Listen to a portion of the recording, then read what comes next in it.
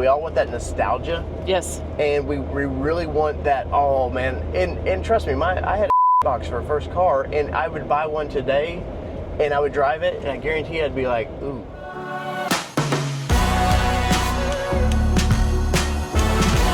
If there's one thing you can ask me in this video, it's, Dave, why does your shirt match the vehicle behind you? I really don't know, but let's get into this right now. What is going on, All Terrain Nation? Today on the show, Kelly, what are we going to be talking about? We are talking about the 2025 INEOS Grenadier Fieldmaster. That's right, and we'll get right into this. You can see it right here. Beautiful looking vehicle. Now, I've been wanting to drive this vehicle for a long time. We actually had a neighbor have the SUV version of this thing, and I used to get jealous because they were early adopters to this vehicle, and I was just talking to the INEOS brand rep, and I said, hey, you know, I didn't know early on if you guys were going to be around very long, so I just never paid much attention to it, but they've been out for a few years now, and it excites me to want to talk about this now because, well, they've got a little bit of history, and of course, you know, if you're looking at this thing going, it looks very familiar to something English long years ago, that's on purpose. It's because the owner of INEOS wanted that classic look, classic pickup truck. That particular brand wouldn't build it again, so he's like, F it, I'll do it myself, and boy, did he ever. Now, if you're gonna do a quality vehicle, you need a quality tire, and of course they went with a 255 7017 all-terrain BF Goodrich. You guys know what I feel about BF Goodrich. It's a good damn tire. We start with the front of this, and we've got lights for days, Kelly. This thing is it's purpose built, and that's, I think, what we can say about this. It's got nice lights, nice headlights. We definitely got some nice off-road lights there, and it looks pretty sharp. What do you think? I feel like it's ready to go to the safari. Really? That's how I feel about it. That's what I see when I first see this vehicle. That's where I feel like it is. But you also have all of your air vents and everything below it as well to make sure that you're staying cool throughout those trails and everything else that you're going to be hitting. But you also have what appears to be a skid plate under there to protect it as well. That does appear to be, and it is metal, and we actually have nice tow hooks because they know they didn't just half-ass build something. They actually full-ass built it. And it's built because they knew, hey, people are going to adventure with these things. And they took miles and miles of testing. They did all kinds of fun testing with this thing when they built it, which is impressive because you just could have built it, let the audience tear it up, figure out what's wrong with it. No, they wanted to build something that was pretty bulletproof from the get-go, and this thing looks great. Now, one confusing thing about it is, if you know this name INEOS, it's they make medicines, I think, stuff like that. I'm a dumb redneck, so don't hold me to that. So it is, I wish they would have they could have just, you know, called the company the Grenadier, whatever, something else. But it does make it slightly confusing because it's not a really catchy name for an automobile, but boy, they make a catchy vehicle. And you can see here, it says that Quartermaster here on the back of it right now. Kelly, what's your impressions of the side of this thing? Because I like all these little attachments where you can attach stuff from the factory. You can tell it's built in. If you want to put water jugs, stuff like that. But it's pretty flat. Would be easy to wrap, it seems like.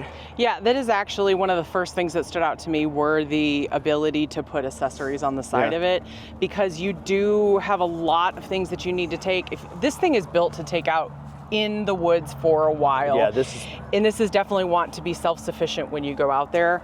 So it uses its space very well. It is, of course, from an aesthetics perspective, it is very boxy, which you know, some people are going to love that, other people aren't going to love it. Yeah. So that's to me, but it definitely takes the old school up with the new school with the upgraded. Right. Now, there is no soft landing for that tailgate because this thing is purpose built. And look, you've got a place for your tire, and you don't just have one place. You have two places for your tire because if you're out on safari or something, you're probably going to pop one or two tires. So they knew that when building this vehicle, hey, we have to be very specific. The audience that wants this, and the audience that wants this is a very specific audience. So you take that with what it is. I like the round taillights in the back of this. I think they're fun. Looks like you would have lots of backup light potential there. Tailgate, not heavy at all. So that's nice if you want to use this as a commuter. You know, we're in Beverly Hills or wherever, and we want this thing to get us to the mall. It's definitely going to do that. Wheels look good. Overall, I love this color. I cannot say enough about this color. What did they call this color again? This color is called Eldoré Blue. Eldoré Blue. I'm assuming because this was built in France. Right, right. And of course, and very, you see, look, very proud of where it's built. Let's look interior of this thing because that's where you're going to sit and that's where all the fun is. Now, something they did, a little modern touches, which are nice. You've got to have all the nice switches, stuff like that. Places, you know, back in the 70s, they wouldn't have had anything for your water bottles, all that. Interior wise, Not flashy Recaro seats in this. They look good. They felt very comfortable. I look in, the monster in the room is, yes, that is a BMW shifter because it does have the BMW transmission. And past that, this thing is plain, and it's plain for a purpose. Like, yes, there's some fun switches and all your lockers and stuff like that. But they built this to be, it's purpose built, Kelly. And I know I can continue to say that over and over and over. And people go, well, I need all the features. I need the heated, cool seats. I need the massaging seats. But that's not what this thing is about, man. We're off-roaders. We love go off-road and stuff like that. And we've fussed many times. Some of the times all these electronic controls and stuff is just a nightmare to deal with. And this doesn't have those. Yeah, it is definitely built for a purpose built. So absolutely not necessarily for all those cushy things, but you do have pretty decent seats in this one. So I definitely can't say that it's not built for some comfort, but it is definitely not going to be your luxurious vehicle that you're looking for on this one. Now, as we talk about some of the features up here, we do have all your lights, your assistants, all your four-wheel drive buttons, your lockers, and all that. I love the aircraft kind of feel to it. I like these old safari style vents, air vents up in the roof. And past that, that's the interior. There's not a ton to talk about. It's really, really nice. But how does it drive? There's only one way to find out, Kelly. And I have an oh shit handle ready. We're in Old Clunky here, and I'm only kidding. This is a very, very nice vehicle. Now, part of the problem with this vehicle is the chicken tax, like I mentioned before, which is something from the 70s to keep import trucks from flooding the U.S. market and causing them to be out. Basically, they could do it cheaper and just to ruin the U.S. truck market. Well, that has never went away.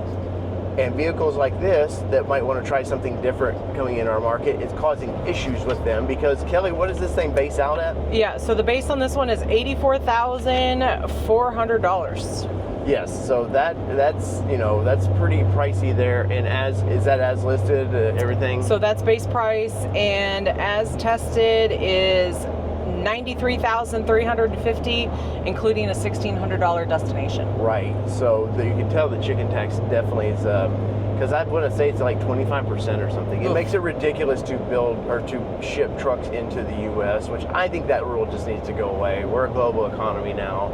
I'm not worried about it. But driving this thing, it's definitely old school. Now, it's definitely kind of Jeep. It doesn't seem to wander too bad. They've definitely done a lot of tuning on the suspension of this to make it ride right. Overall, though, this is a fun vehicle. On a scale of 1 to 10, where are you at with it? Ooh, I don't like that look already. I'm gonna give it a 6. Okay. Because of creativity, it's kind of boosting it up for me. And that's only my personal opinion. It doesn't mean that there's anything wrong with this vehicle for those that are out there, but for me, this is a 6. Yeah, no, I'm probably with you on that. I probably would match your 6, which is very unusual that we usually have the same numbers. Yeah. Creativity, I love everything about it, all the fun options. Here's the thing, and a lot of these like skylight or whatever you want to call these things, these portholes coming out there, guess what they're going to be in 5 years? Rattling. Yep. And that's what we all tend to forget about with older vehicles. We all want that nostalgia. Yes. And we really want that. Oh man, and trust me, I had a shit box for a first car, and I would buy one today, and I would drive it, and I guarantee I'd be like, ooh, this wasn't what I remembered. Now, I will give it to them. They have 5 years, 60,000 mile warranty on this. And so in addition to that, they have a paint warranty that's only 3 year, 60,000 mile warranty. I mean, that's pretty common in the industry. So giving a 5 year for everything else. But I guess I don't tend to see it broken out that way, that paint is only X amount of time. Yeah, normally we don't really see it. It's all kind of looped in, you don't see it. So there's that, and then anti-perforation is 12 years. Okay.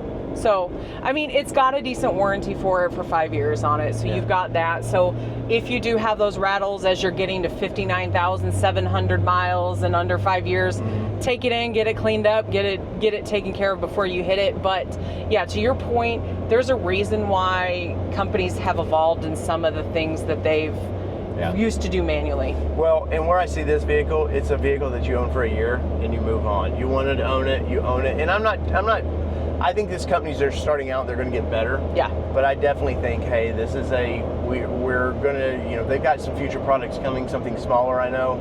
So I think this was to get them kicked off. They've done a good job kicking something off. And they'll improve this. They'll listen to feedback and improve this. But one minus, I have to say, we're deep in Texas, the big Texas sun. this porthole is just blinding the piss out of me. Now, you're like, Dave, you got your hat on backwards. Yes, 100%. I can do this. But what if I don't have a hat? But I can't. But what if I don't have a hat? So anyways, leave us a comment. What do you think of this? I know some old school listeners, viewers have wanted us to talk about this and see us in one of these. So here we are. These are our first impressions. Let us know in the comments below what your first impressions are of this thing. So will it be 2-wheel drive? 4-wheel drive. Does it matter what you drive?